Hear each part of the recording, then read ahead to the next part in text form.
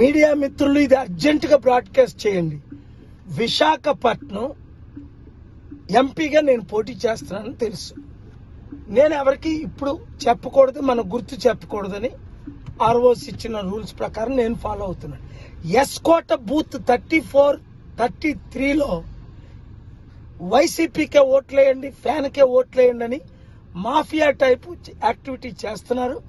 Vizianagaram collector గారికి, Visakhapatnam collector గారికి నేను కంప్లైంట్ ఫైల్ చేశాను. ఇప్పుడు 11:36 అయింది. వారు ఇమీడియట్ గా రెక్టిఫై చేయమంటారు. ఏమంటారు? ఆ పోలింగ్ ఆఫీసరు, అరే మాకు ఇక్కడ నేను ఒక్కడనే ఉన్నాను, రిలీవర్ లేరు సార్ పంపండి అని మా ఏజెంట్ రెడ్డి యశ్పాదం గారితో చెప్పారు.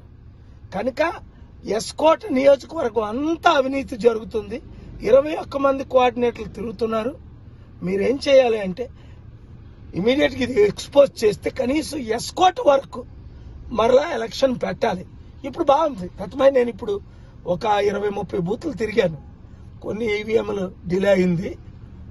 Otherwise it's going well. Youth బాగా బయటకు వస్తున్నారు, వృద్ధులు బాగా బయటకు వస్తున్నారు, ఎప్పుడు ఓటు వేయని వారు బయటకు వస్తున్నారు, మార్పు కోరుకుంటున్నారు. నేను అలా ఓటేసాను, మీరు కూడా మీ ఓటు హక్కును వినియోగించుకోండి. Thank you very much.